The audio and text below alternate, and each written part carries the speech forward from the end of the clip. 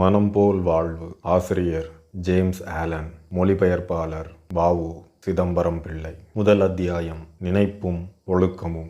மனம் என்பதும் நினைப்பு என்பதும் ஒரே பொருளை கொடுக்கும் சொற்கள். மனம் போல வாழ்வு என்பது மனிதனது நினைப்புக்கு தக்கவாறு அவனுடைய வாழ்வு அமைகின்றது என்பதே. மனிதன் எவ்வாறு நினைக்கிறானோ அவ்வாறே ஆகிறான். மனிதன் எவ்வாறு நினைக்கின்றானோ அவ்வாறே அவனது வாழ்க்கையின் ஒவ்வொரு நிலைமையும் அமைகின்றன. அவனது நினைப்புகளின் தொகுதியே அவனுடைய ஒழுக்கம். பூமியில் மண்ணுள் மறைந்து கிடக்கும் வித்திலிருந்தே மரம் உண்டாகிறது. அதுபோல மனிதனுடைய அகத்துள் மறைந்து கிடக்கும் நினைப்பிலிருந்தே அவனது ஒவ்வொரு செயலும் உண்டாகின்றது. விதை இல்லாமல் மரம் உண்டாதல் இல்லை, அதுபோல நினைப்பு இல்லாமல் செயல் உண்டாதல் இல்லை. மனதார செய்கின்ற செயல்களைப் போலவே தாமேயாகவும் சுபாவமாகவும் நிகழ்கின்ற செயல்களும் நினைப்பிலிருந்தே உண்டாகின்றன. செயல்கள் நினைப்பின் மலர்கள், இன்பமும் துன்பமும் அதன் கனிகள். இவ்வாறாக மனிதன் தனது சொந்த வேளாண்மையின் தித்திப்பும் கசப்பும் உள்ள கனிகளை உண்டு பண்ணிக் கொள்கிறான். மனிதன் நியதி கிரமத்தில் உண்டாவனே அன்றி தந்திரத்தால் அல்லது மந்திரத்தால் ஆக்கப்பட்டவன் அல்லன். பிரத்யக்ஷமான ஸ்தூல பொருட்கள் அடங்கிய இவ்வுலகத்தின் கண் காரண காரியங்கள் கிரமமாகவும் நிச்சயமாகவும் நிகழ்தல் போல பிரத்யட்சமல்லாத நினைப்புலகத்தின் கண்ணும் காரண காரியங்கள் கிரமமாகவும் நிச்சயமாகவும் நிகழ்கின்றன. மேம்பாடும் தெய்வத்தன்மையும் வாய்ந்த ஒழுக்கம் கடவுளின் கிருபையிலோ அல்லது தற்செயலிலோ உண்டானது அன்று. அது நேர்மையான நினைப்புகளை இடைவிடாது நினைத்து வந்ததன் நேரான பயனாகவும் தெய்வத்தன்மை வாய்ந்த நினைப்புகளோடு நெடுங்காலம் விரும்பி பழகி வந்த பழக்கத்தின் நேரான காரியமாகவும் உண்டானது. அங்ஙனமே கீழ்ப்பாடும் மிருகத்தன்மையும் பொருந்திய ஒழுக்கம் கீழ்ப்பாடான நினைப்புகளையும் மிருகத்தன்மை வாய்ந்த நினைப்புகளையும் மனதில் இடைவிடாது ஒழித்து வைத்து கொண்டிருந்ததன் நேரான பயனாக உண்டானதே. மனிதன் ஆவதும் அழிவதும் தன்னாலேதான். நினைப்பாகிய உலைக்களத்தில் சில படைக்கலன்களை செய்து அவற்றால் தன்னை அழித்து கொள்கிறான். அந்த உலைக்களத்திற்கு உள்ளே சில கருவிகளை செய்து அவற்றால் வலிமை, மகிழ்ச்சி, அமைதி என்னும் திவ்யமான அரண்களை தனக்கு கட்டிக்கொள்கிறான். மனிதன் நல்ல நினைப்புகளை கைக்கொண்டு நல்ல வழிகளில் செலுத்துவதனால் தெய்வத்தன்மை அடைகிறான். கெட்ட நினைப்புகளை கைக்கொண்டு கெட்ட வழிகளில் செலுத்துவதனால் மிருகத்தன்மை அடைகிறான். அதி உயர்வும் அதி தாழ்வுமான இந்த இரண்டுக்கும் இடையிலே உள்ளன மற்றைய ஒழுக்க வேறுபாடுகளெல்லாம். அவைகளை இயற்றும் கருத்தாவும் மனிதனே, ஏவும் கருத்தாவும் மனிதனே. இக்காலத்தில் கண்டுபிடிக்கப்பட்டுள்ள அழகிய ஆன்ம தத்துவங்களுள் மனிதன் நினைப்பின் கர்த்தா, ஒழுக்கத்தை கருக்கட்டுகிறவன், நிலையையும் சுற்று சார்பையும் விதியையும் உண்டாக்கி உருப்படுத்துகிறவன் என்ற தத்துவத்தைப் போல் சந்தோஷத்தை அளிக்கத்தக்கதும் தெய்வத்தன்மையையும் நம்பிக்கையையும் விளக்கத்தக்கதும் வேறொன்று இல்லை. அறிவும் வலியும் அன்புமான ஒரு உயிராகவும் தனது நினைப்புகளுக்கு தானே கர்த்தனாகவும் இருத்தலால் மனிதன் ஒவ்வொரு ஸ்தானத்திற்கும் உரிய திறவுகோலை உடையவனாகவும் விரும்பினபடியே தன்னை செய்து கொள்ளத்தக்க தன்மையை உடையவனாகவும் இருக்கிறான். மனிதன் எப்போதும் தலைவனே. அவன் மிக மிக பலகீனமாய் கைவிடப்பட்டிருக்கும் நிலைமையிலும் தலைவனே. ஆனால் அந்த பலவீனமான நிலைமையில் அவன் தனது காரியங்களை ஒழுங்காக நிர்வகிக்காத ஒரு மூடத் தலைவனாக இருக்கிறான். அவன் எப்பொழுது தன் நிலைமையை பற்றி சிந்திக்கவும் தன் உயிருக்கு ஆதாரமான ஒழுக்கத்தை பற்றி ஆவலுடன் விசாரிக்கவும் தொடங்குகிறானோ அப்பொழுதே அவன் தனது முயற்சிகளை விவேகத்துடன் செலுத்தி நற்பயன் அடையும் விதத்தில் தனது நினைப்புகளை திருத்தும் அறிவுடைய தலைவனாகிறான். அவன் தன் தலைமையை அறிந்துள்ள தலைவன். அங்ஙனம் ஆவதற்கு அவன் தன்னுள் நினைப்பின் நியதிகளை கண்டுபிடித்தல் வேண்டும். அவற்றை கண்டுபிடித்தற்குரிய சாதனங்கள் சுய முயற்சியும் தன்னை பகுத்து பார்த்தலும் தன்னுடைய அனுபவமுமே ஆகும். சுரங்கத்தின் கண் மிக ஆழமாக அறுத்தலாலும் மிக கவனத்தோடு தேடுதலாலும் தங்கமும் வைரமும் கிடைக்கின்றன.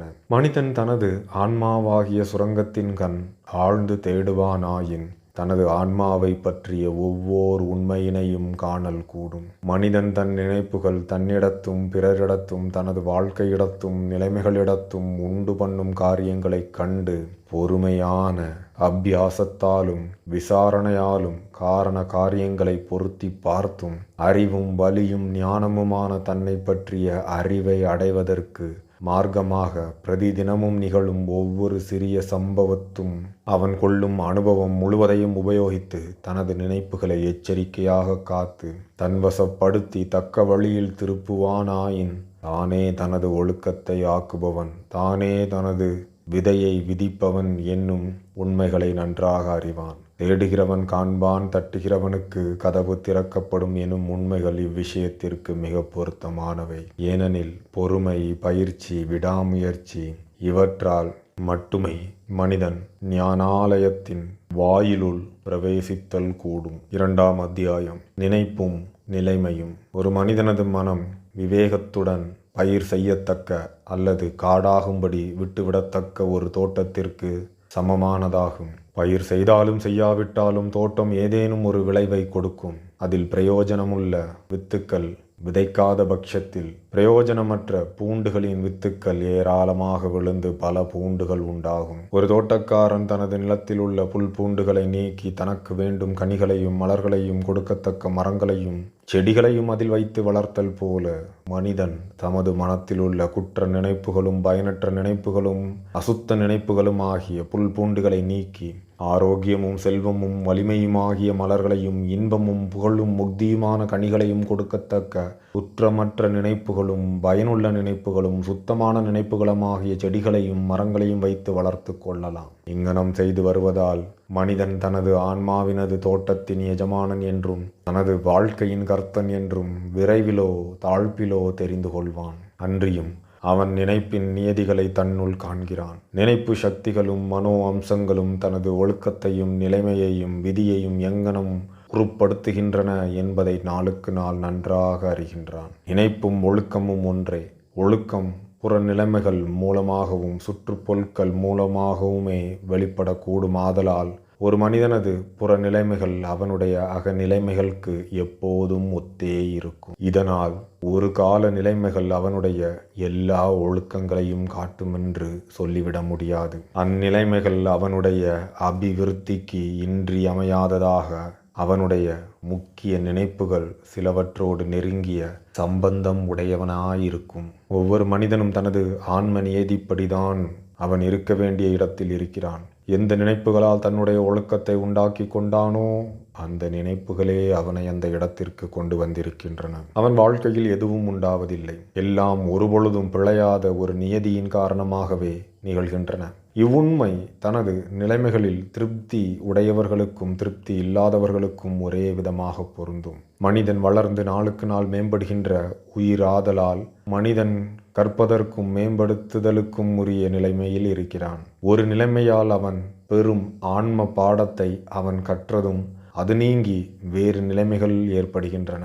நான் புறநிலைமைகளுக்கு உட்பட்டவன் என்று எவ்வளவு காலம் நம்பிக்கொண்டிருக்கிறானோ அவ்வளவு காலமும் மனிதன் புறநிலைமைகளால் பீடிக்கப்படுகிறான். ஆனால் தான் படைக்கும் ஒரு சக்தி என்றும் நிலைமைகள் உண்டாவதற்கு காரணமான நிலமும் வித்துக்களும் ஆகிய அந்த காரணத்தை தான் அடக்கி ஆளலாம் என்றும் எப்பொழுது அவன் உணர்கிறானோ அப்பொழுதே அவன் தன்னை அடக்கி ஆளுதலையும் தன்னை பரிசுத்தப்படுத்துதலையும் சிறிது காலமாவது முயற்சி எடுத்து வருகிறான். அப்படி வந்த ஒவ்வொரு மனிதனும் நினைப்பிலிருந்து நிலைமைகள் வளர்கின்றன என்பதை தெரிந்து கொள்வான். ஏனெனில் தனது அகநிலைமைகள் எவ்வளவுக்கு எவ்வளவு மாறுபட்டனவோ அவ்வளவுக்கு அவ்வளவு தனது புற நிலைமைகளும் மாறுபட அவன் கண்டிருப்பான். தனது ஒழுக்கத்தில் உள்ள குறைகளை நீக்குவதற்காக உண்மையாக உழைத்து விரைவாகவும் விளக்கமாகவும் விருத்தியாகும் காலையில் மனிதன் ஒன்றன் பின் ஒன்றாக பல பல நிலைமைகளை அடைகிறான். ஆன்மா எதனை தன்னிடத்து அந்தரங்கமாக ஒளித்து வைத்திருக்கிறதோ, எதனை நேசிக்கிறதோ, எதற்கு பயன்படுகிறதோ அதனை கவர்கின்றது. அது தனது உயர்ந்த கோரிக்கைகளின் உயர்ந்த ஸ்தானத்திற்கு உயர்கின்றது. அது தனது தாழ்ந்த ஆசைகளின் தாழ்ந்த ஸ்தானத்திற்கும் தாழ்கிறது. அது தனக்கு உரியவற்றை பெறுவதற்கு நிலைமைகளை கருவிகளாக மாற்றுகிறது.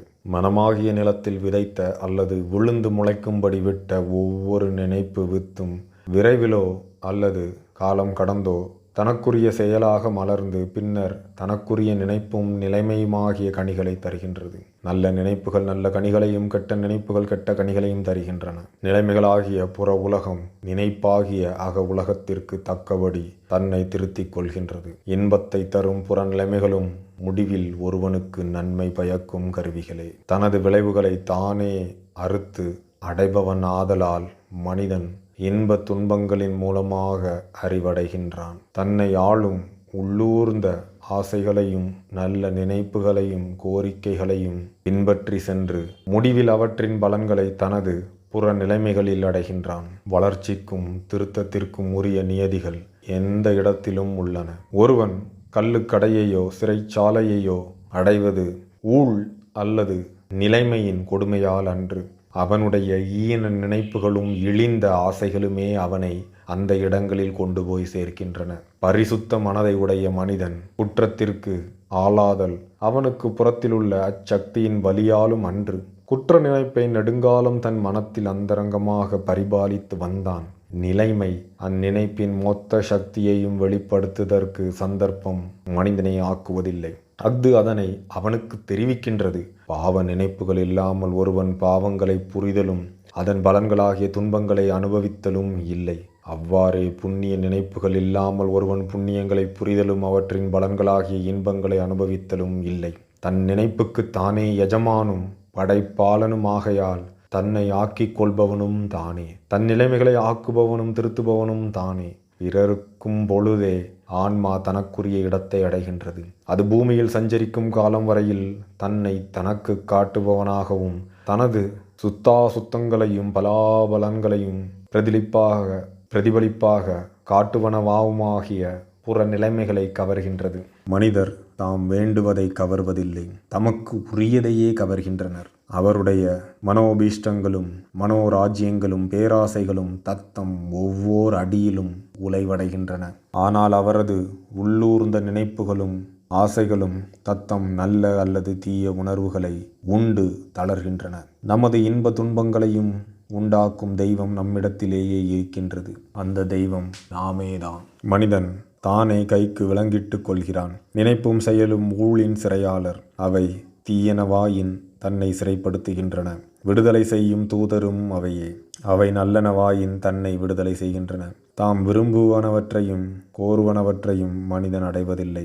நியாயமாக சம்பாதிப்பதையே அடைகிறான். அவனுடைய விருப்பங்களும் கோரிக்கைகளும் அவனது நினைப்புகளோடும் செயல்களோடும் ஒத்திருந்தால் மாத்திரமே நிறைவேறுகின்றன. இவ்வுண்மையை கொண்டு நோக்கும் பொழுதில் நிலைமைகளோடு போராடுதல் என்பதன் பொருளையாவது மனிதன் புரிந்து கொள்கிறான். மனிதன் காரணத்தை தனது உள்ளத்தில் வைத்து கொண்டு காரியத்தோடு தனது புறத்தில் போராடுகிறான் என்பதே அதன் பொருள். அந்த காரணம் தான் அறிந்து செய்கின்ற ஒரு பாவமாக இருக்கலாம், அல்லது அறியாது செய்கின்ற ஒரு பலவீனமாக அல்லது கெட்ட பழக்கமாக இருக்கலாம். எதுவாக இருப்பினும் அது தன்னை உடையவனது முயற்சிகளை முன்னேற விடாமல் பின்தள்ளி தக்க பரிகாரத்திற்காக அலறுகின்றது. மனிதர் தமது நிலைமைகளை சீர்படுத்த விரும்புகின்றனர், ஆனால் தம்மை சீர்படுத்த விரும்புவதில்லை. ஆதலார் அவர் எப்பொழுதும் ஒரு கட்டில்தான் இருக்கின்றனர். உடல் உழைப்புக்கு சலிப்படையாதவன் தான் கருதிய காரியத்தை தவறாமல் செய்து முடிப்பான். இவ்வுண்மை பரலோக சித்திக்கும் பொருந்தும். பொருள் ஈட்டுதலையே நோக்கமாக கொண்டிருப்பவனும் தன் நோக்கம் முற்று பெறுவதற்கு மிகுதியாக உழைக்க சித்தமாயிருத்தல் வேண்டும். அஃது அவ்வாறாயின் எதற்கும் சலியாததும் சுகதுக்கங்களை சமமாக கொள்வதுமான ஒரு வாழ்க்கையை அடைய விரும்புகின்றவன் எவ்வளவு அதிகமாக உழைக்க தயாராக இருக்க வேண்டும். இதோ கொடிய வறுமையுற்ற ஒரு மனிதன் இருக்கிறான். அவன் தனது புற நிலைமைகளும் வீட்டு சௌகரியங்களும் சீர்பட வேண்டுமென்று மிகுந்த விசாரம் கொண்டிருக்கின்றான். அவ்வாறு இருந்தும் தனக்கு கூலி போதாதென்ற காரணத்தால் தன் வேலையை சரியாக செய்யாமல் தனது எஜமானனை ஏமாற்ற நினைப்பது நியாயம் என எண்ணுகிறான். அத்தகைய மனிதன் உண்மையான செல்வத்திற்கு ஆதாரமான தத்துவங்களின் முதற் பாடத்தை கூட அறியாதவன். அவன் தனது வறுமையை ஒழிப்பதற்கு தகுதியற்றவனாக இருப்பதும் அன்றி சோம்பலும் வஞ்சகமும் இழிவான நினைப்புகளை நினைத்து கொண்டும் தனது முந்திய வறுமையிலும் மிக கொடியதொரு வறுமை தன்பால் வந்து சேரும்படி நடந்து கொள். இதோ மிதமிஞ்சிய உணவை உட்கொண்டதனால் உண்டாகி நீங்காத துன்பத்தை கொடுத்து கொண்டிருக்கின்ற ஒரு வியாதிக்கு இரையாகி வருந்துகின்ற ஒரு செல்வந்தன் இருக்கிறான். அவன் அவ்வியாதியை ஒழிப்பதற்கு அளவற்ற பணம் செலவு செய்ய தயாராக இருக்கிறான். ஆனால் அவன் மிதமிஞ்சிய உணவை உட்கொள்ளும் ஆசையை விடமாட்டான். தனது இயற்கைக்கும் மாறுபட்ட அரிய உணவுகளை உண்ணவும் வேண்டும், ஆரோக்கியமாக இருக்கவும் வேண்டும் என்பது அவனுடைய விருப்பம். அத்தகைய மனிதன் ஆரோக்கியமாக இருப்பதற்கு ஒரு சிறு அருகதையற்றவன். ஆரோக்கிய வாழ்க்கைக்குரிய முதல் பாடத்தையும் இவன் கற்காதவனாகிறான். இதோ கூலி ஆட்களுக்கு விதித்துள்ள வீதப்படி கூலி கொடுக்காமல் தவிர்ப்பதற்கு பல கோணலான காரியங்களை செய்து கொண்டும் அதிக லாபத்தை அடையலாம் என்ற எண்ணத்தோடு தன்னிடம் வேலை செய்கிற ஆட்களின் கூலிகளை குறைத்து கொண்டும் வருகிற எஜமான் ஒருவன் இருக்கிறான். அவன் செல்வந்தன் ஆவதற்கு சிறிதும் தகுதியுடையவன் அல்லன். பின்னர் அவன் செல்வமும் புகழும் இல்லாதவனான போது தனது நிலைமைக்கு தானே காரணம் என்பதை உணராமல் நிலைமைகளை குறை கூறுகிறான். தனது நிலைமைகளுக்கு தானே காரணம் என்ற உண்மையும் தன்னை சுற்றிலும் உள்ள ஒரு நல்ல காரியத்திற்கு முயற்சி செய்கின்ற பொழுதில் தனது உள்ளத்தில் அக்காரியத்திற்கு சிறிதும் பொருத்தமில்லாத நினைப்புகளும் ஆசைகளும் இடம் பெறுவதுதான் அந்த காரியத்தை இடைவிடாது கெடுத்து கொண்டிருக்கின்றன என்ற உண்மையையும் விளக்குவதற்காகவே இந்த உதாரணங்களை கூறினேன். இவ்வித உதாரணங்கள் எத்தனையோ இன்னும் கூறலாம். ஆயினும் அது அவசியமல்ல. ஏனெனில் இதனை படிப்பவர் துணிவு கொண்டால் தமது மனத்திலும் வாழ்க்கையிலும் உண்டாகும் மாறுதல்களுக்கு எல்லாம் நினைப்பின் தத்துவங்களே காரணம் என்று ஆராய்ந்தறியலாம். இவ்வாறு அறியும் வரையில் வெளி விஷயங்கள் மாத்திரம் விசாரணைக்கு ஆதாரமாக கூடாது. தனது ஆன்ம நிலை முழுவதையும் ஒருவன் அறிந்திருந்த போதிலும் அதனை அவனது வாழ்க்கையின் புறத் தோற்றத்தால் மாத்திரம் மற்றொருவன் அறிய முடியாது. ஏனெனில் நிலைமைகள் சன்னல் பின்னலாக பிணைந்தும் நினைப்புகள் ஆழ்ந்து வேரூன்றியும் சுகத்திற்குரிய நிலைமைகளை ஒவ்வொருவனுக்கும் வெவ்வேறாகவும் இருக்கின்றன. ஒரு மனிதன் சில விஷயங்களில் யோக்கியதை உள்ளவனாயிருக்கலாம். அப்படி இருந்தும் அவன் பல கஷ்ட நஷ்டங்களை அனுபவிக்கலாம். மற்றொரு மனிதன் சில விஷயங்களில் அயோக்கியத்தனமாக இருக்கலாம். அப்படி இருந்தும் அவன் மிகுந்த பணத்தை சம்பாதிக்கலாம். ஆனால் முந்திய மனிதன் அவனது குறிப்பிட்ட ஓர் யோக்கியதையினால் நஷ்டப்படுகிறான் என்றும் பிந்திய மனிதன் அவனது குறிப்பிட்ட ஒரு அயோக்கியத்தனத்தால் பணக்காரனாகிறான் என்றும் மனிதர் வழக்கமாக செய்யும் ஒரு தீர்மானம். ஒரு விஷயத்தில் அயோக்கியனாக இருப்பவன் எல்லா விஷயங்களிலும் அயோக்கியன் என்றும் ஒரு விஷயத்தில் யோக்கியனாக இருப்பவன் எல்லா விஷயங்களிலும் யோக்கியன் என்றும் மேலெழுந்தவாறு கொள்ளும் நமது அபிப்பிராயம் ஒரு தவறானதாகும். ஆழ்ந்த அறிவையும் விரிந்த அனுபவத்தையும் கொண்டு பார்க்கும்போது அத்தீர்மானம் மிகவும் மட்டமானதாக நமக்கு தோன்றும். அந்த அயோக்கிய மனிதன் மற்றவனிடத்தில் இல்லாத அதிசயிக்கத்தக்க சில நல்ல ஒழுக்கங்களை உடையவனாக இருக்கலாம். அந்த யோக்கிய மனிதன் மற்றவனிடத்தில் இல்லாத அருவருக்கத்தக்க சில தீய ஒழுக்கங்களை உடையவனாக இருக்கலாம். யோக்கியன் தனது யோக்கியமான நினைப்புகளை உடைய நல்ல பயன்களையும் தனது யோக்கியமான செயல்களுடன் நல்ல பயன்களையும் அடைகின்றான். அவன் தனது தீய ஒழுக்கங்களால் உண்டாகும் துன்பங்களையும் அனுபவிக்கிறான். இதுபோல அயோக்கியனும் தனது நல்ல ஒழுக்கங்களால் உண்டாகும் இன்பங்களையும் தீய ஒழுக்கங்களால் உண்டாகும் துன்பங்களையும் அடைகிறான். ஒருவன் தனது நல்லொழுக்கத்தினால் துன்பத்தை அடைகிறான் என்று நினைத்தல் மனிதரின் வீண் பெருமைக்கு உகந்ததாயிருக்கிறது. ஒருவன் தன் அகத்திலிருந்து ஒவ்வொரு கெட்ட நினைப்பையும் அசங்கிய நினைப்பையும் அசுத்த நினைப்பையும் வேருடன் தள்ளி தனது ஆன்மாவிடத்திலிருந்து ஒவ்வொரு பாவ பலத்தையும் ஒழிக்கிற வரையில் அவன் தனது துன்பங்கள் தனது நல்ல குணங்களின் பலன்கள் என்றும் தீய குணங்களின் பலன்கள் அல்ல என்றும் அறியவும் சொல்லவும் உரியவன் அல்லன். அவன் அப்பரிபூரண நிலையை அடைவதற்கு நெடுங்காலம் முன்னர் அதற்குரிய மார்க்கத்தில் செல்லும் போதே முற்றிலும் நியாயமானதும் ஆனால் தீமைக்கு நன்மையையும் நன்மைக்கு தீமையையும் கொடுக்காததுமான பெரிய சட்டத்தின் செயலை தனது மனத்திலும் வாழ்க்கையிலும் கண்டுகொள்வான். அவன் இந்த ஞானத்தை அடைந்த பிறகு தனது பழைய அறியாமையையும் குருட்டுத்தனத்தையும் கண்டு தனது வாழ்க்கை எப்பொழுதும் நியாயமாக விதிக்கப்பட்டிருந்ததென்றும் தனது பழைய இன்ப துன்ப அனுபவங்கள் எல்லாம் மலர்ச்சியடையாத ஆனால் மலர்ந்து கொண்டிருக்கின்ற தனது ஆன்மாவின் நியாயமான புற வேலைகள் என்றும் நன்கு தெரிந்து கொள்வான். நல்ல நினைப்புகளும் செயல்களும் ஒரு காலத்தில் கெட்ட பலன்களை கொடுக்க மாட்டா. கெட்ட நினைப்புகளும் செயல்களும் ஒரு காலத்திலும் நல்ல பலன்களை கொடுக்காது. இவ்வுண்மை விதை ஒன்று போட்டால் சுரை ஒன்று முளையாது, எட்டியிலே கட்டி மாம்பழம் பழுக்காது என்னும் உண்மையை ஒத்ததே. தினை விதைத்தவன் திணையறுப்பான், வினை விதைத்தவன் வினையறுப்பான். மனிதர் இந்நியதியை இந்த ஸ்தூல உலகத்தில் கண்டு அதனை அனுசரித்து நடக்கின்றனர். ஆனால் சூஷ்மமாகிய மனோ உலகத்தின் கண்ணும் ஒழுக்க உலகத்தின் கண்ணும் இந்த நியதியை காண மாட்டார்கள். ஆதலால் அவர்கள் அதனை அனுசரித்து நடப்பதில்லை. துன்பம் எப்பொழுதும் எவ்வழியிலாவது கொண்ட தப்பான நினைப்பின் காரியமே ஆகும். அது ஒருவன் தன்னோடும் தனது ஜீவ நியதியோடும் ஒத்து நடவாததால் உண்டாகும் ஒரு அறிகுறி. துன்பத்தால் உண்டாகும் ஒரே பிரயோஜனம் மனிதனிடத்திலுள்ள அப்பிரயோஜனமும் அசுத்தமுமான எல்லாவற்றையும் எரித்தலே ஆகும். எவன் பரிசுத்தனாக இருக்கிறானோ அவனுக்கு துன்பம் என்பதே கிடையாது. களிம்பு நீங்கிய பின் தங்கத்தை புடம் போடுவதற்கு காரணங்கள் இல்லை. அதுபோல பூரண பரிசுத்தத்தையும் ஞானத்தையும் அடைந்தவன் துன்பமடைய யாதொரு காரணமும் இல்லை. ஒருவனுக்கு துன்பத்தை கொடுக்கின்ற நிலைமைகள் அவனது மனத்தின் கண்ணுள்ள நேர்மை இன்மையின் பலன்கள். ஒருவனுக்கு இன்பத்தை கொடுக்கின்ற நிலைமைகள் அவன் மனத்தின் கண்ணுள்ள நேர்மையின் பலன்கள். நல்ல நினைப்பின் அளவு கருவி இன்பம் அனுபவித்தலே, பொருளை அடைவது அன்று. கெட்ட நினைப்பின் அளவு கருவி துன்பம் அனுபவித்தலே, பொருள் இல்லாமல் இருப்பதல்ல. ஒருவன் செல்வந்தனாகவும் துன்பமே அனுபவிப்பனாகவும் இருக்கலாம். மற்றொருவன் தரித்திரனாகவும் இன்பமே அனுபவிப்பனாகவும் இருக்கலாம். செல்வத்தை விவேகத்தோடு சரியான வழியில் செலவு செய்தால் மாத்திரமே செல்வமும் இன்பமும் ஒருவனிடத்தில் சேர்ந்திருக்கும். தரித்திரம் பிடித்தவன் தனது தரித்திர நிலைமைகள் அநியாயமாக தன்மேல் சுமத்தப்பட்டவை என்று நினைக்கும் தருவாயில் துன்பத்தில் ஆழ்ந்து அழுந்துகிறான். சிறிதும் இன்பமும் நுகராமல் இருப்பதும் மிதமின்றி இன்பம் நுகர்தலும் துர்பாக்கியத்தின் 2 அந்தங்கள். இவ்விரண்டும் இயற்கைக்கு விரோதமானவை. இவை மனம் தடுமாறுவதன் பலன்கள். ஒருவன் சந்தோஷமும் ஆரோக்கியமும் செல்வமும் உடையவனாகவும் மாறும் வரையில் அவனுக்கு சரியான நிலைமை ஏற்படவில்லை என்பது நிச்சயம். உள்ளேயும் வெளியேயும் அவனும் அவனது சுற்றுப்புறமும் ஒத்து இருப்பதன் நலன்களே சந்தோஷமும் ஆரோக்கியமும் செல்வமும். ஒருவன் தன் நிலைமையை பற்றி சினுங்குதலையும் நிந்தித்தலையும் விட்டு தனது வாழ்க்கையை விதிக்கும் நியதியை தேடி காண தொடங்குகிற பொழுதுதான் மனித தன்மையை அடைகிறான். அவன் அந்த நியதிக்கு தக்கபடி தனது மனத்தை திருத்தி கொள்ளும் போது தனது நிலைமைக்கு மற்றவர் காரணம் என்று குற்றம் சாட்டுவதை விட்டு உறுதியும் மேன்மையும் உள்ள நினைப்புகளை கொண்டு தன்னை வளர்க்கிறான்.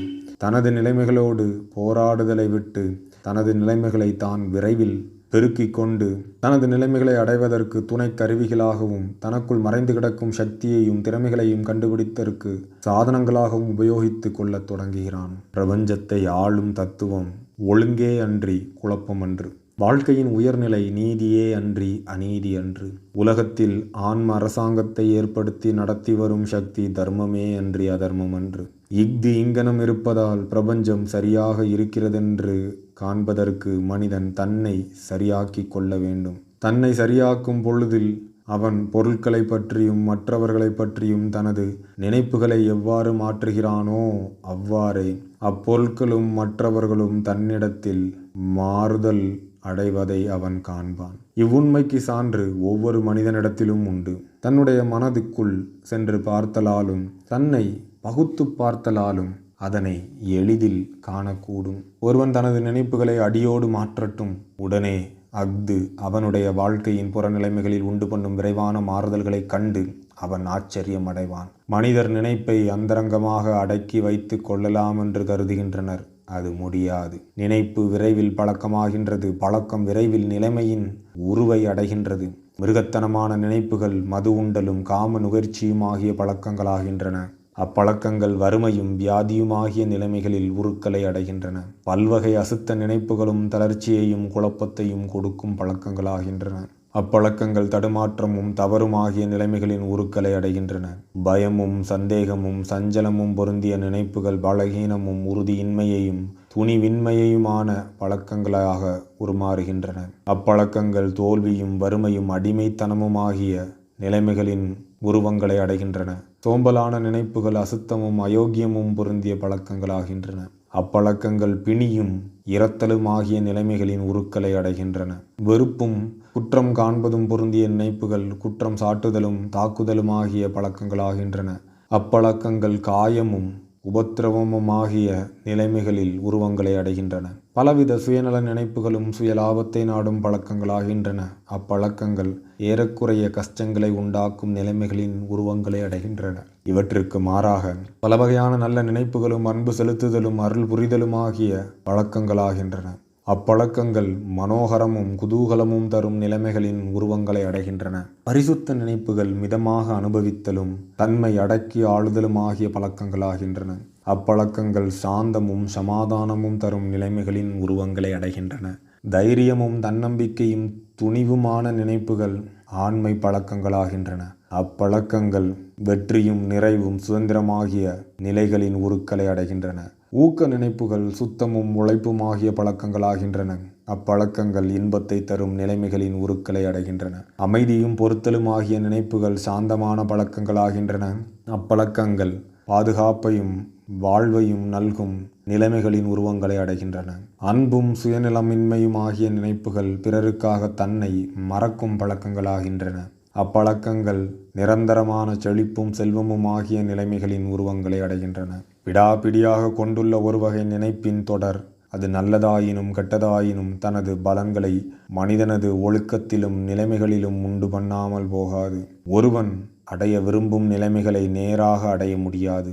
ஆனால் அவற்றை அளிக்கத்தக்க நினைப்புகளை கை கொண்டு அவற்றின் மூலமாக அந்நிலைமைகளை நிச்சயமாக ஆக்கி அடையலாம். ஒவ்வொரு மனிதனும் அதிகமாக நினைத்து வருகின்ற நினைப்புகள் நிறைவேறுவதற்கு இந்த பிரபஞ்சம் உதவி புரிகின்றது. அதுவும் அன்றி அது நல்ல நினைப்புகளையும் கெட்ட நினைப்புகளையும் விரைவில் வெளிப்படுத்தத்தக்க சந்தர்ப்பங்களையும் உண்டு பண்ணுகிறது. ஒருவன் தனது பாவ நினைப்புகளை விட்டுவிடட்டும், உடனே உலகம் முழுவதும் அவனிடத்தில் அன்புடையதாகி அவனுக்கு உதவி செய்ய முன்வரும். ஒருவன் பலகீனமும் கேவலமுமானதாக தனது நினைப்புகளை விட்டுவிடட்டும், உடனே அவனது உறுதியான நியமனங்களை நிறைவேற்ற பல பக்கங்களிலும் சந்தர்ப்பங்கள் உண்டாகும். ஒருவன் நல்ல நினைப்புகளை பேணி வரட்டும், துன்பத்தையும் அவமானத்தையும் உண்டாக்கும் கெட்ட விதி அவனை விட்டு போய்விடும். உலகம் பலதரப்பட்ட உருவங்களை காட்டும் உனது கண்ணாடி நிமிஷத்துக்கு நிமிஷம் வெவ்வேறு நிறமாக தோன்றும். தோற்றங்களெல்லாம் இடைவிடாமல் சலித்து கொண்டிருக்கும் உனது நினைப்புகளின் பிரதிபிம்பங்களே ஆகும். அத்தியாயம் 3.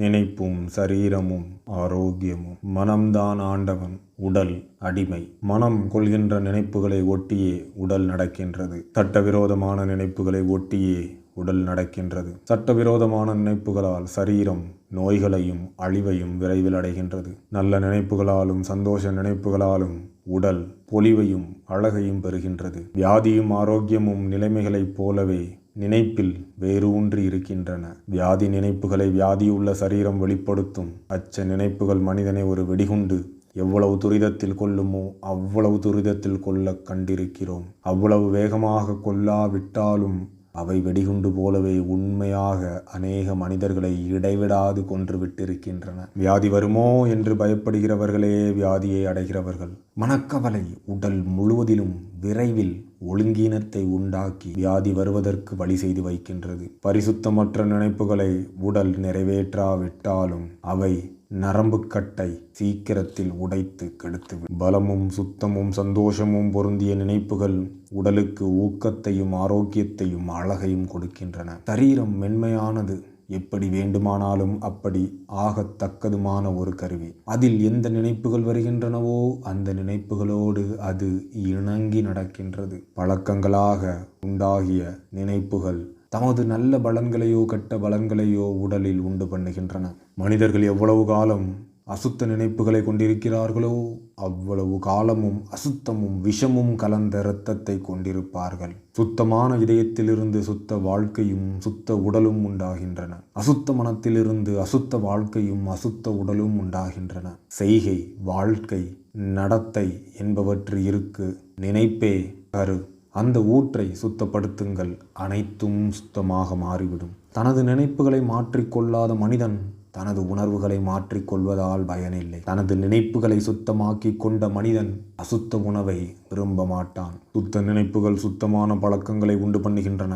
உடம்பை கழுவிக்கொள்ளாத மகாத்மா என்போன் மகாத்மா அல்லன். தனது நினைப்புகளை பலப்படுத்தி சுத்தப்படுத்தி கொண்டவன் பிணியை தரும் பூச்சிகளுக்கு பயப்பட வேண்டிய நிர்பந்தம் இல்லை.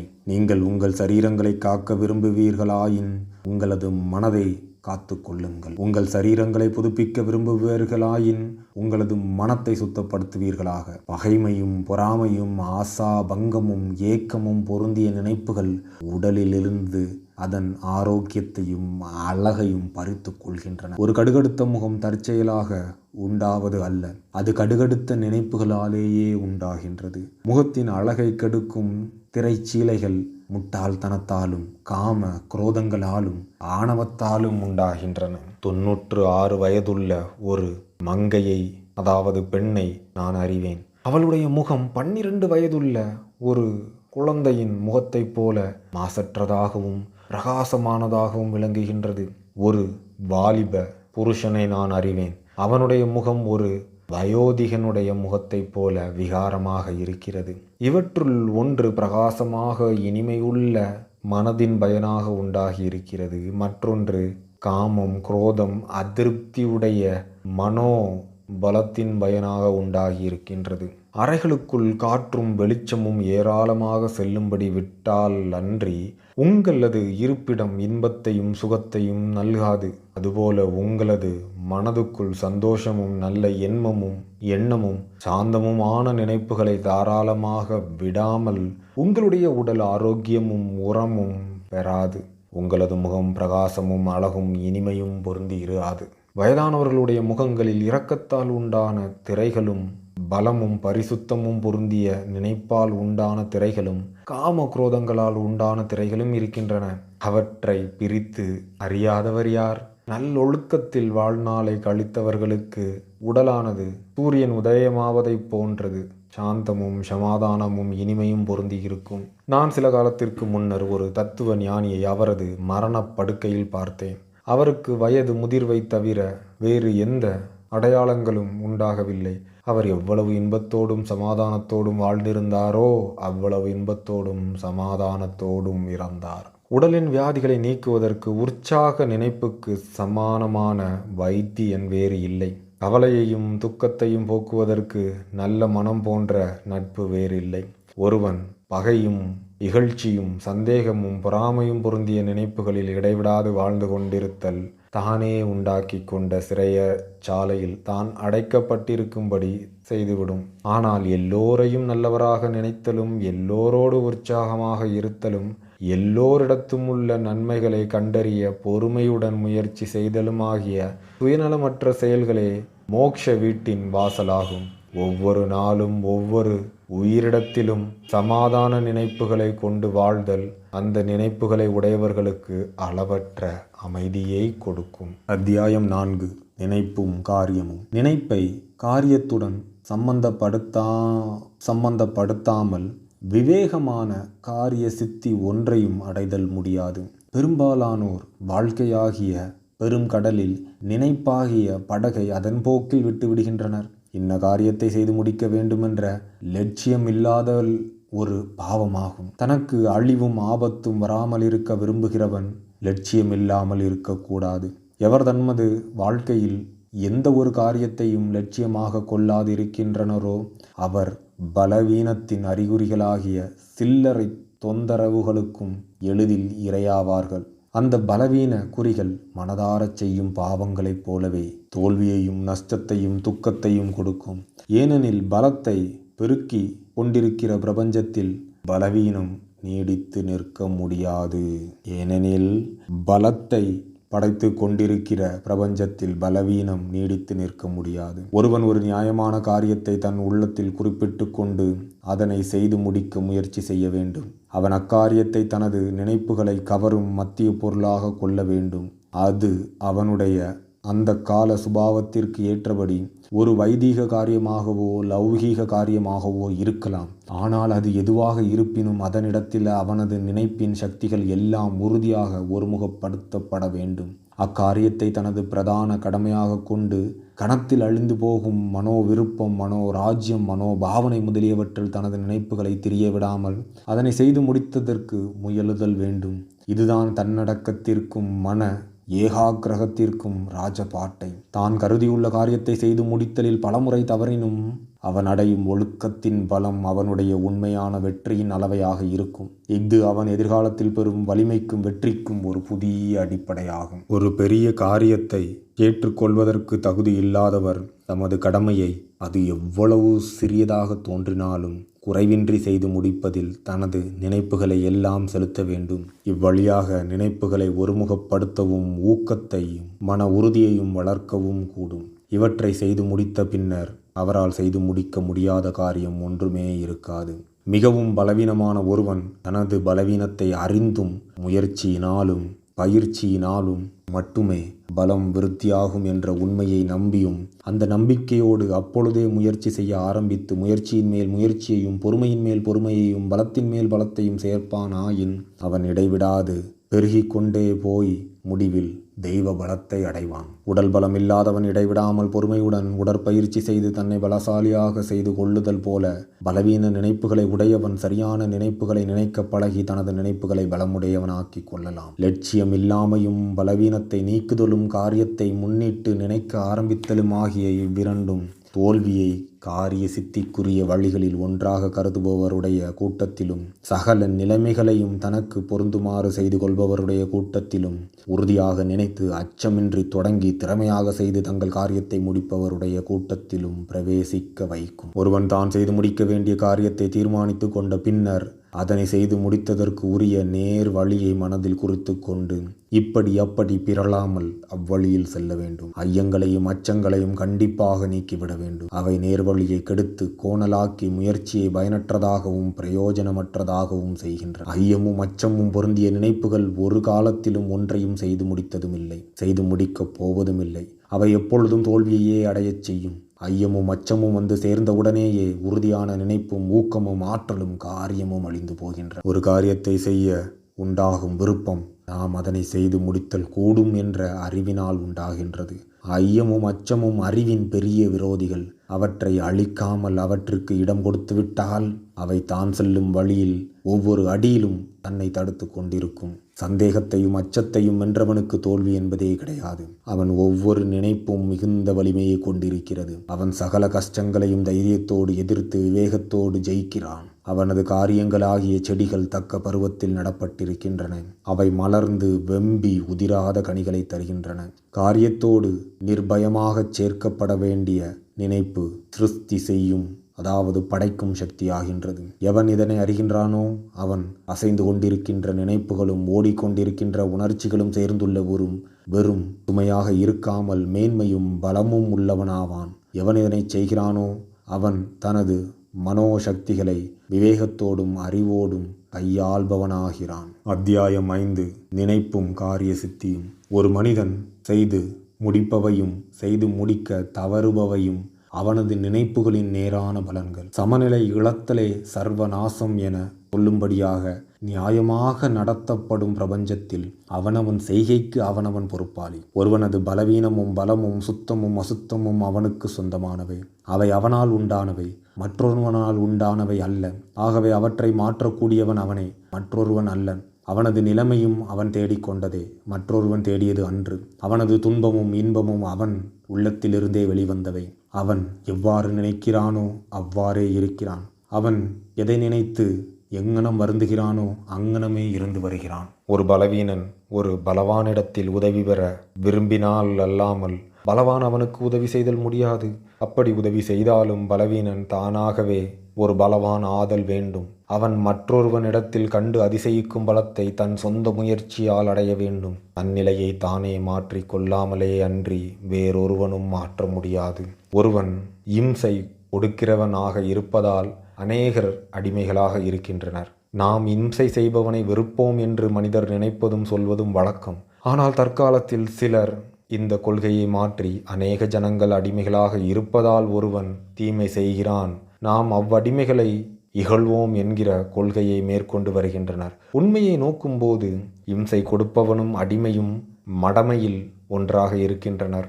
அவர்கள் ஒருவரை ஒருவர் துன்பப்படுத்துவதாக தோன்றினாலும் அவர்கள் உண்மையில் தம்மைத்தான்மே துன்பப்படுத்திக் கொள்கின்றனர். தீமை செய்பவனது பலகீனத்திலும் தீமை செய்தவனது துர்விநியோகமான சக்தியிலும் விதியின் செயலை ஒரு பூரண அறிவு காண்கின்றது. இவ்விரண்டு நிலைமைகளாலும் உண்டாகிற துன்பத்தை பார்த்து பூரண அன்பு ஒன்றன் மீதும் குற்றம் காண்பதில்லை.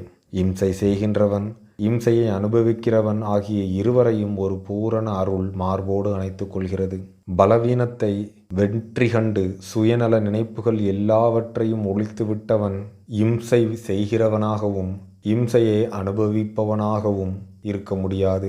அவன் தன்னிலை உணர்ந்தவன்.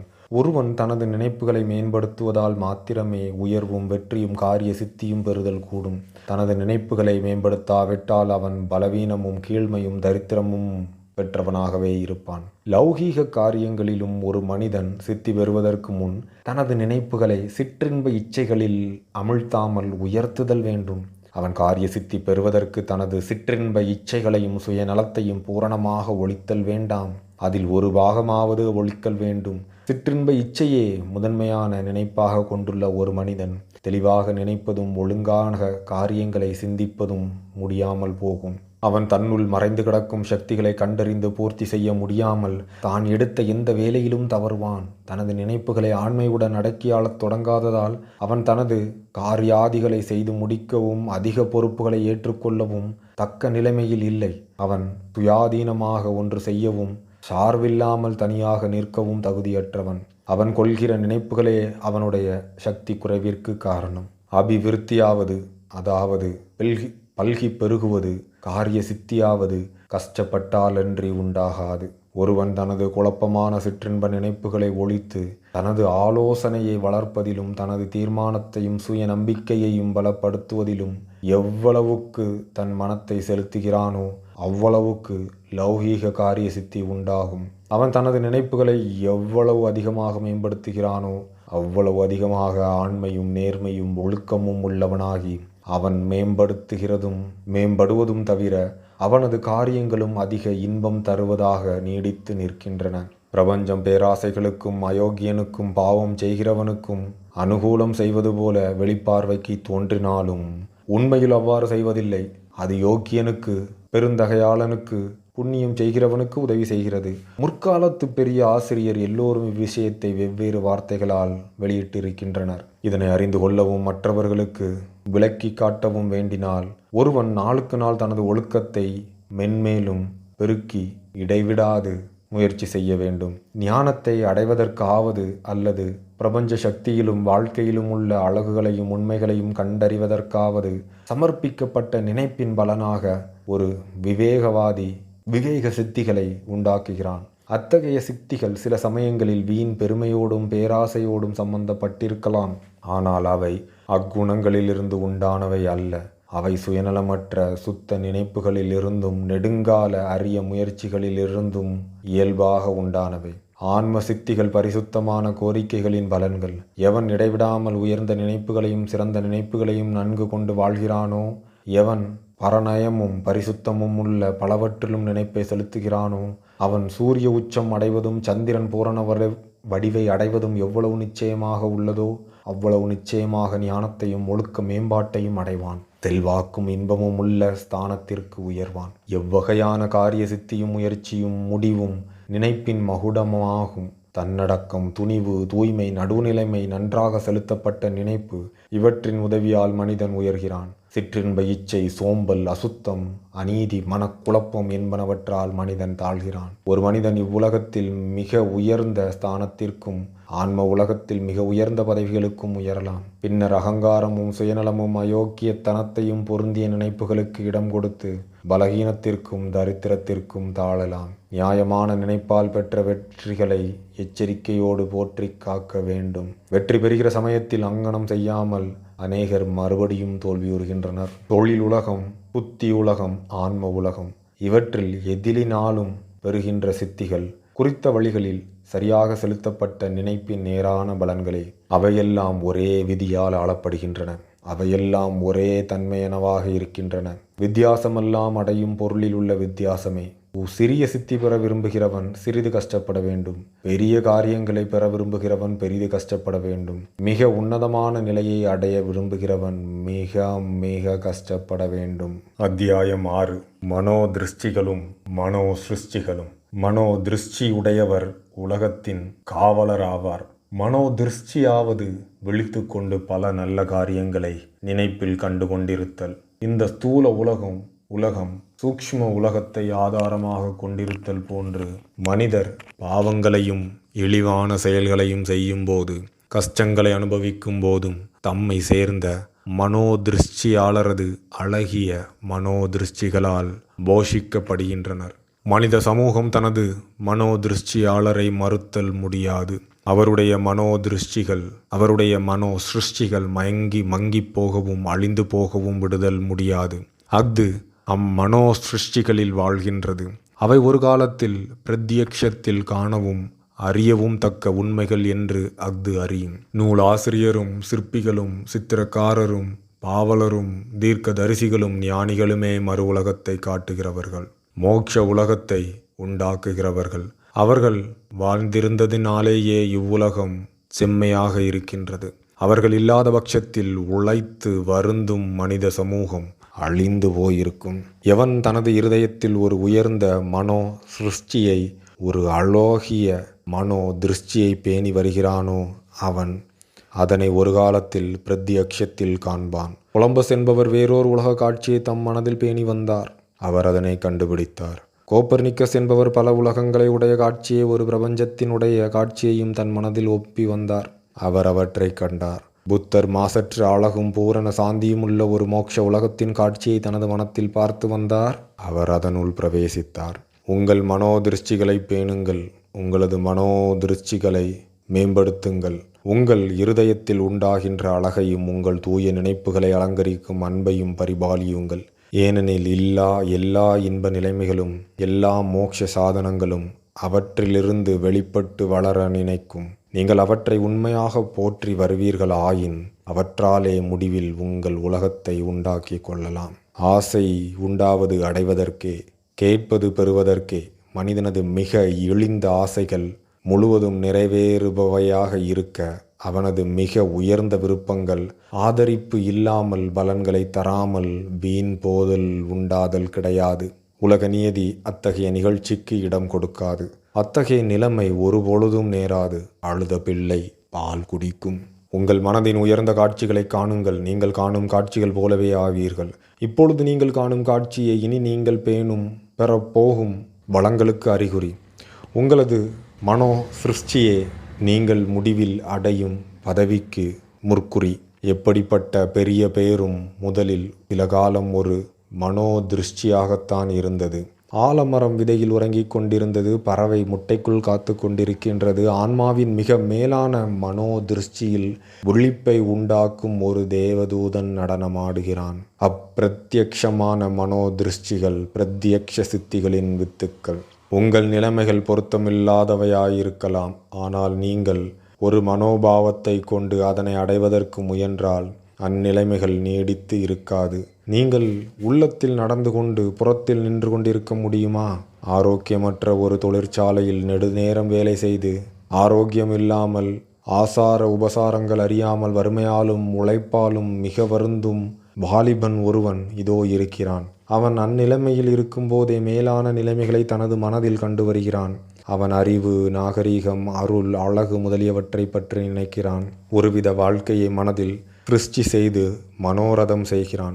அதிக சுதந்திரமும் மேலான நோக்கமும் பொருந்திய காட்சி அவனை பற்றி கொண்டிருக்கிறது. அவன் ஆத்திரம் அவனை செயலின் கண் தூண்டுகிறது. அவனுக்கு ஒளிவான சிறிய காலத்தையும் மீதியான அற்ப பொருளையும் கொண்டு வெளிப்படாமல் மறைந்து கிடந்த தன் சக்திகளை பெருக்கி கொண்டு வருகிறான். அத்தொழிற்சாலைக்கு அவனுக்கு பொருந்தாத விதத்தில் அவன் மனோநிலை வெகு விரைவில் மாறி வருகிறது. அத்தொழிற்சாலை அவன் மனோநிலைக்கு மாறாகி விட்டமையால் அது அவனுக்கு வேண்டாத உடை போல அவனை விட்டு நீங்குகிறது. அவன் மனோநிலைக்கு ஏற்ற சந்தர்ப்பங்கள் வாய்த்த அளவில் அவன் அச்சாலையை விட்டு உறுதியாக வெளிவந்து விடுகிறான். அந்த வாலிபன் சில வருஷங்களுக்கு பின் நல்ல முழு மனிதனாகி இருப்பதை காண்கிறோம். அவன் மனதின் சில சக்திகளை தன்வசப்படுத்தி அவற்றை நிகரற்ற வல்லமையோடும் உபயோகிக்க நாம் பார்க்கிறோம். இப்பொழுது தூரமான காரியங்களுக்கு அவன் சூத்திரதாரியாக இருக்கிறான். இதோ பாருங்கள், அவன் நாவசைந்தால் நாடசைகிறது. அவன் ஏதோ சொல்லுகிறான். அவ்வளவிலே எத்தனையோ பேருடைய வாழ்க்கைகள் மாறுதல் அடைகின்றன. அவன் என்ன சொல்லுகிறான் என்று ஆண்களும் பெண்களும் ஆசையோடு கேட்கிறார்கள். தங்கள் ஒழுக்கங்களை சீர்திருத்துகிறார்கள். மத்தியமாக உள்ள சூரியனை ஆதாரமாக கொண்டு பல கோலங்கள் சுற்றி வருவது போல அவனை ஆதாரமாக கொண்டு எண்ணில்லாத மனிதர்களுடைய விதிகள் சுற்றி வருகின்றன. அவனுக்கு வாலிப பருவத்தில் தோன்றிய மனோதிருஷ்டி இப்போது பிரத்யக்ஷ அனுபவமாக இருக்கிறது. அவன் தனது மனோ சிருஷ்டியோடு ஐக்கியமாகி இருக்கிறான். இதனை வாசிக்கிற இளைஞர்களே, நீங்களும் உங்கள் இருதயத்தில் காணும் காட்சி உயர்ந்ததாய் இருப்பினும் தாழ்ந்ததாய் இருப்பினும் அல்லது அவ்விரண்டிலும் கலப்பாய் இருப்பினும் அதனை பிரத்யக்ஷத்தில் அனுபவிப்பீர்கள். ஏனெனில் நீங்கள் எதனை அந்தரங்கத்தில் அதிகமாக நேசிக்கிறீர்களோ அது தன்னிடமாக உங்களை இழுக்கின்றது. உங்கள் சொந்த நினைப்புகளின் நேரான பலன்களே நீங்கள் கை காணும் பலன்கள். நீங்கள் எதனை தேடுகிறீர்களோ அதனை பெறுவீர்கள். அதற்கு அதிகமாகவும் கிடையாது, குறைவாகவும் கிடையாது. உங்கள் தற்கால நிலைமை எதுவாக இருந்தாலும் சரி, உங்கள் நினைப்புகளும் உங்கள் மனோ திருஷ்டிகளும் உங்கள் மனோ சிருஷ்டிகளும் உயர்ந்தால் நீங்களும் உயர்வீர்கள். அவை தாழ்ந்தால் நீங்களும் தாழ்வீர்கள். அவை எவ்விதம் இருக்கின்றனவோ அவ்விதமே நீங்கள் இருப்பீர்கள். உங்களை ஆளும் ஆசை சிறியதாயின் நீங்களும் அதற்கேற்ற சிறியவராகவே இருப்பீர்கள். உங்களை ஆளும் கோரிக்கை பெரியதாக இருப்பின் நீங்கள் அதற்கேற்றபடி பெரியவர்கள் ஆவீர்கள். ஸ்டாண்டன் கிர்காம் டேவிஸ் என்பவர் அலங்கரித்து சொல்லியபடி, நீங்கள் கணக்கராய் கணக்குகள் எழுதி கொண்டிருக்கலாம். திடீரென்று ஒரு நாள் எழுந்து உங்கள் மனோ சிருஷ்டிகளுக்கு தடையாக நெடுங்காலம் தோன்றிக் கொண்டிருந்த உங்கள் அறையை விட்டு வெளியே செல்வீர்கள். அவ்விடத்தில் உங்கள் வார்த்தைகளை கேட்பதற்கு சித்தமாக இருக்கும் பல பேரை காண்பீர்கள். இன்னமும் உங்கள் காதில் எழுதுகோலும் உங்கள் விரல்கள் மைக்கரையையும் கொண்டிருக்கலாம். உங்கள் மனதின் ஆவேச ஞானத்தை தாரையாக பொழிவீர்கள். நீங்கள் ஆடுகளை மேய்த்து கொண்டிருக்கலாம். நீங்கள் ஆடு மேய்க்கும் சத்தத்தோடும் திறந்த வாயோடும் நகரத்திற்கு செல்ல உங்கள் ஆவேசம் உங்களை ஒரு சித்திரக்காரனிடம் தள்ளி கொண்டு போகலாம். சில நாள் கழிந்தபின் சித்திரக்காரன் உங்களை பார்த்து, நான் இனிமேல் உங்களுக்கு கற்பிக்க வேண்டுவது ஒன்றுமில்லை என்று கூறலாம். சமீப காலத்தில் ஆடுகளை ஓட்டி கொண்டிருந்த பொழுது பெரும் காரியங்களை மனோரசித்து கொண்டிருந்த நீங்கள் இப்பொழுது சித்திரக்காரராகி விட்டீர்கள். கம்மிய தொழில் செய்து வந்து கொண்டிருந்த நீங்கள் இவ்வுலகத்தை சீர்திருத்துமாறு உங்கள் வாளையும் இளை புலியையும் ஒழித்து விடுவீர்கள். ஆலோசனை இல்லாதவர்களும் பாமரர்களும் சோம்பர்களும் உண்மைகளை கவனியாமல் அவைகளின் வெளிப்படையான காரியங்களை மாத்திரம் பார்த்து யோகம் என்றும் அதிர்ஷ்டம் என்றும் தற்செயல் என்றும் பேசிக்கொள்வது உண்டு. ஒருவன் பணக்காரனாவதை பார்த்து இவன் எவ்வளவு அதிர்ஷ்டசாலி என்கின்றனர். மற்றொருவன் புத்திசாலியாக இருக்கிறதை பார்த்து இவனுக்கு எவ்வளவு நல்ல பாக்கியம் கிடைத்திருக்கிறது என்று வியத்துரைக்கின்றனர். வேறொருவனது துறவொழுக்கத்தை விரிந்த செல்வாக்கையும் பார்த்து இவனுக்கு ஒவ்வொரு வழியிலும் எப்படி தற்செயலாக உதவிகள் வருகின்றன என்கின்றனர். இவர் தமது அனுபவங்களை பெறுவதற்கு விருப்பத்தோடு பட்டிருக்கின்ற கஷ்டங்களையும் அடைந்திருந்த தோல்விகளையும் செய்திருக்கிற போராட்டங்களையும் அவர் பார்க்க மாட்டார்கள். இவர் இருதயத்தின் காட்சியை பிரத்யக்ஷத்தில் கொண்டு வருவதற்கும் இவருடைய வழிகளில் கடக்க முடியாதவையாகிய தோன்றிய இடையூறுகளை நீக்குவதற்கும் இவர் செய்திருக்கின்ற தியாகங்களையும் துணிகரமான முயற்சிகளையும் இவர் கொண்டிருந்த கொள்கைகளையும் பற்றி அவர்கள் ஒன்றும் அறிய மாட்டார்கள். இவர் பட்ட கஷ்டங்களையும் அறியாது இவரது ஞானத்தையும் சாந்தியையும் மாத்திரம் பார்த்து அதற்கு காரணம் அதிர்ஷ்டம் என்று கூறுகின்றனர்.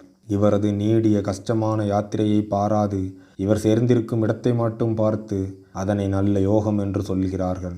இவர் செய்த முயற்சிகளை கவனிக்காது இவர் பெற்றுள்ள பலனை மாத்திரம் அதனை தற்செயல் என்கிறார்கள். மனிதரது சகல காரியங்களிலும் முயற்சிகளும் உண்டு, பலன்களும் உண்டு. முயற்சி எவ்வளவோ பலனும் அவ்வளவே. காலம் என்றாவது அதிர்ஷ்டம் என்றாவது ஒன்றும் இல்லை. சாமர்த்தியங்களும் சக்திகளும் உலக உடைமைகளும் அறிவுடைமைகளும் மோட்ச உடைமைகளும் முயற்சியின் பலன்கள். அவை முற்றுபெற்ற நினைப்புகள், செய்து முடித்த காரியங்கள், அனுபவித்த மனோதிருஷ்டிகள். உங்களது மனதில் நீங்கள் போற்றி வரும் திருஷ்டியோ உங்கள் ஹிருதயத்தில் நீங்கள் உன்னதமாக வைத்திருக்கும் சிருஷ்டியோ உங்கள் வாழ்க்கையை ஆக்கி கொள்ளுவதற்குரிய கருவியாகும். அதுவாகவே நீங்கள் ஆவீர்கள். 7வது அத்தியாயம். சாந்தி. சாந்தி ஞானத்தின் அழகிய ஆபரணங்களில் ஒன்று.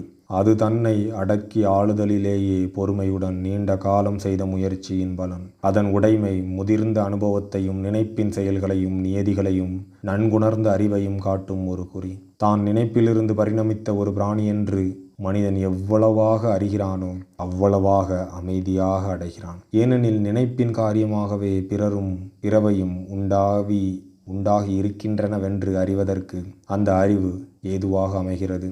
அவன் சரியாக அறியும் தன்மையை வளர்த்து காரண காரிய நியதியால் காரியங்களின் உட்சம்பந்தங்களை மேலும் மேலும் தெளிவாக காண்பதால் வீணாக அலப்புவதும் கோபிப்பதும் கவலைப்படுவதும் துக்கப்படுவதும் இல்லாமல் நிலையாய் நிதானமாய் சாந்தமாக இருக்கிறான். அமைதியுள்ள மனிதன் தன்னை அடக்கியால கற்றுக்கொண்டபடியால் மற்றவர்களோடு இணங்கி நடக்கும் வழியை அறிகிறான். அவர்களும் அவனது ஞானாதிக்கத்தை மதித்து அவனிடமிருந்து சில கற்கலாம் என்றும் அவன் மீது நம்பிக்கை வைக்கலாம் என்றும் உணர்கிறார்கள். ஒருவன் எவ்வளவுக்கு எவ்வளவு அதிகமாக அமைதி உடையவனாகின்றானோ அவ்வளவுக்கு அவ்வளவு அவனுடைய வியாபாரியும் அடக்கத்தையும் அமைதியையும் மேம்படுத்தி அவ்வளவுக்கு அவ்வளவு அவனுடைய காரிய சித்தியும் செல்வாக்கும் நன்மை செய்யும் சக்தியும் அதிகரிக்கின்றன.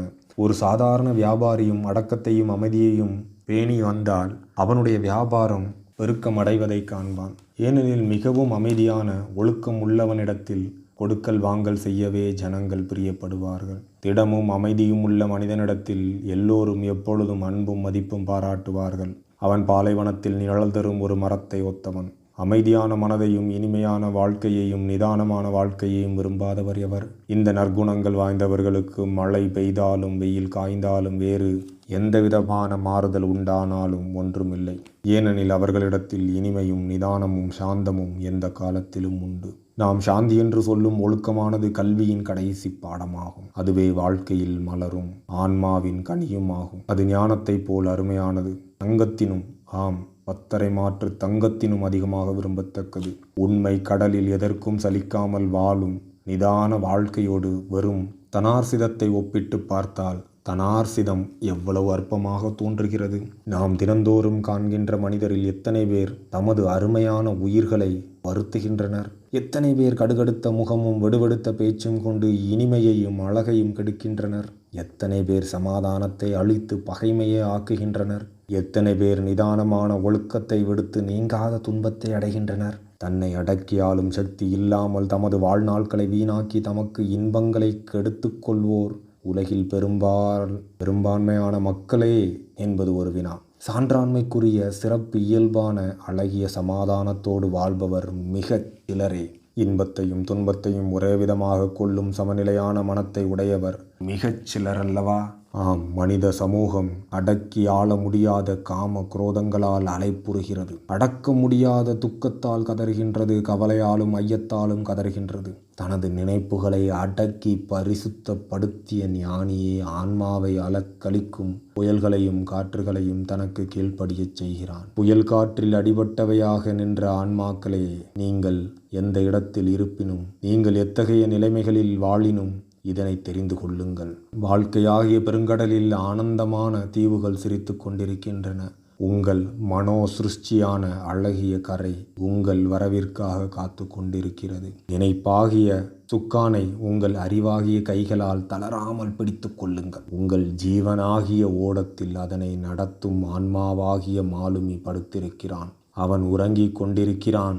அவனை எழுப்புங்கள். தன் அடக்கமே வலிமை, சரியான நினைப்பே ஆண்மை, அமைதியே ஆற்றல். உங்கள் இருதயத்தை பார்த்து கவலை கொள்ளாதே, சாந்தமாயிரு என்று சொல்லுங்கள். வாழ்க வளமுடன்.